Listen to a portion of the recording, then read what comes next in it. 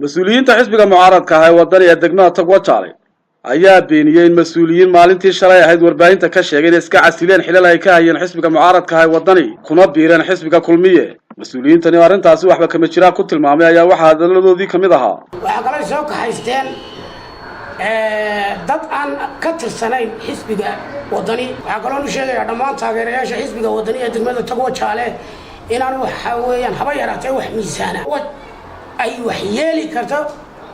inay wax noogu soo kordhaan mooyaane aanay jirinba wuxuu ku guuldareystay xisbiga kulmiye degmada Togwa Jaale inuu hanto kalsoonida dadka shacbiga iyo ku xigeenku markuu leeyahay abiy wax ka sheegayo wanigii gurigiisa uu wax ku soo bartay shalay Hargeysa iyo dadka yaqaana waxay u yaqaaneen in abiy diiriyay maanta miyana ayaan daraahayn markuu intuu saxaafada soo hormarista abiy diiriyay wax ka sheegayo farriin uga tagaya gudoomiye ku xigeenka magaalada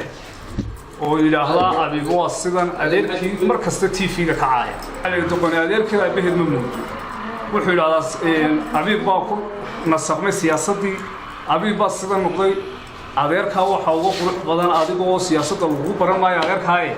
sidaada kale uu hadla magaalada mas'uuliyiinta magaalada Togwa Jaale inuu soo warsaday dhalinyarada magaalada waa afkiid maamulka xisbiga wadani ee ku hadla oo halkan iska casila waxaan wadani horta mas'uuliyiintoodu way joogaan wayna dheeyeen anagu xisbiga wadani anigu gudoomiyihii garabka haweenkan ahay ee magaalada Togwa Jaale horta jirana waan ahaa haddana waan ahay marka waxaan leeyahay dadka intay been samaysteen xisbiga kale kaga doonaya sabaartii kaga diyaarsanaya waxa waxba kama jiraan waxaan ku hadlayaa afka xisbiga wadani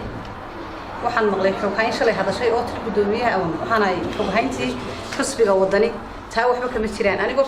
taa shalay halka ka dhacday waa been waxba kama jiraan ka aniga halka booska ay ka hadashay ana ku jiraan dadkii dad shalay ka baxay dad meesha ku jiray ma bay hayno ka tirsan laakiin dad iska jeclaaday un bay hayeen xisbiga cambaareeya annagu laakiin iyagoo xisbiga la garab taagan dhiigana waan u shubnaa naftana waan u qoraynaa waxaan ahay wadani dhaba baan nahay Mukhtaar Nuux Ibrahim Hon Cable TV gobolka Gabiley